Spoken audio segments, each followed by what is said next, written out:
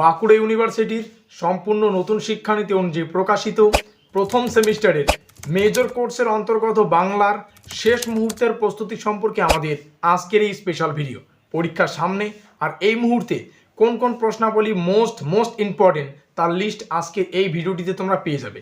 কাজেই আজকের এই ভিডিওটি তোমরা শুরু থেকে শেষ পর্যন্ত দেখতে পারলে মেজর কোর্সের অন্তর্গত বাংলা সম্পর্কে তোমাদের আর কোনোরূপ মাথা ব্যথা থাকবে না। তবে আজকের এই ভিডিওটি শুরু করার আগে তোমাদের কাছে রিকোয়েস্ট, দেখো আমরা এই চ্যানেল মারফত বিভিন্ন স্টাডি সংক্রান্ত নিউজ, স্কলারশিপ সংক্রান্ত আপডেট, এমনকি সাজেশন প্রদান করে থাকি। কাজেই খুব ভালো হবে যদি আমাদের চ্যানেলটিকে সাবস্ক্রাইব করে দিয়ে আমাদের পরিবারের সদস্য হয়ে নাও। যাই হোক, শুরু করছি আমাদের আজকের এই স্পেশাল ভিডিওটি। তো ঠিক যেমনটা আমরা আলোচনা করলাম, বাঁকুড়া ইউনিভার্সিটির বিএ ফার্স্ট সেমিস্টারের মেজর কোর্সের অন্তর্গত বাংলার সাজেশন সম্পর্কে আমাদের আজকের এই স্পেশাল ভিডিও। কাজেই আজকের এই ভিডিওটি কিন্তু তোমাদের জন্য খুবই গুরুত্বপূর্ণ হতে চলেছে। আর আজকের এই ভিডিওটিতে আমরা শেষ মুহূর্তের প্রস্তুতি সম্পর্কে বিস্তারিত আলোচনা করব। আজকের এই সাজেশনমূলক ক্লাসটির নাম রাখা হয়েছে ব্রহ্মাস্ত্র সাজেশন। তবে এর আগেও আমরা আরও একটা বাংলার এই মেজর কোর্সের বাংলার শেষ মুহূর্তের প্রস্তুতি একটা সাজেশনমূলক ক্লাস আলোচনা করেছি।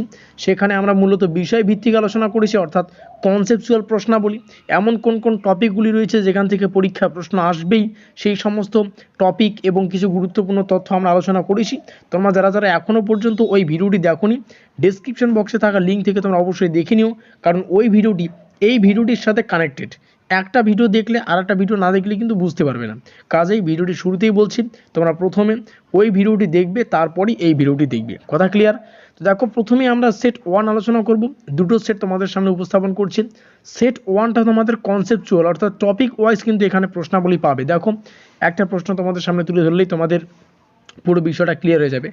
প্রাচীন বাংলা সাহিত্যের একমাত্র নিদর্শন হিসেবে চর্যাগীতির গুরুত্ব আলোচনা করো। এখান থেকে যে টপিকটা আমি নির্দেশ করব সেটা হচ্ছে প্রাচীন বাংলা সাহিত্য। এই প্রাচীন বাংলা সাহিত্য যে টপিকটা, এটা মোস্ট ইম্পর্টেন্ট টপিক। এখান থেকে পরীক্ষায় যে কোনো প্রশ্ন আসতে পারে। পরবর্তী প্রশ্ন, শান্ত পদাবলী রচনার পরিপ্রেক্ষিতে কি সেটা আলোচনা করো। এখান থেকে বুঝতেই পারছো শান্ত পদাবলীর যে টপিক সেটা মোস্ট ইম্পর্টেন্ট।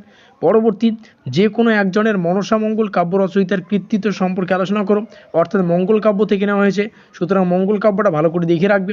মঙ্গল কাব্য থেকে যে কোনো ধরনের প্রশ্ন আসতে পারে।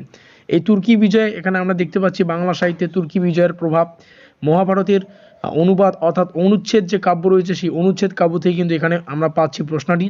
অনুবাদক রূপে কাশিরাম দাসের কৃতিত্ব বিস্তারিত আলোচনা করো। যে কোনো মানুষের কিন্তু কৃতিত্ব জানতে চাইতে পারে, তো সেই হিসাবে তোমাদের পড়তে হবে।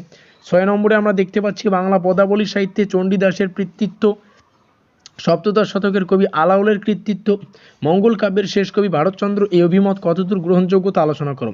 এই 9টা প্রশ্ন, এগুলো টপিক ওয়াইজ এবং কনসেপচুয়াল প্রশ্ন। এখানে যেগুলো টপিক তোমাদের সামনে উপস্থাপন করলাম, উপরে দেখতে পেয়েছো তোমরা, সেই টপিক থেকে যে কোনো প্রশ্ন যে কোনোভাবে আসতে পারে। সুতরাং টপিকগুলি যদি ক্লিয়ার থাকে, তোমরা পরীক্ষায় 100% কমন পাবে, এটুকু আমি বলে রাখি।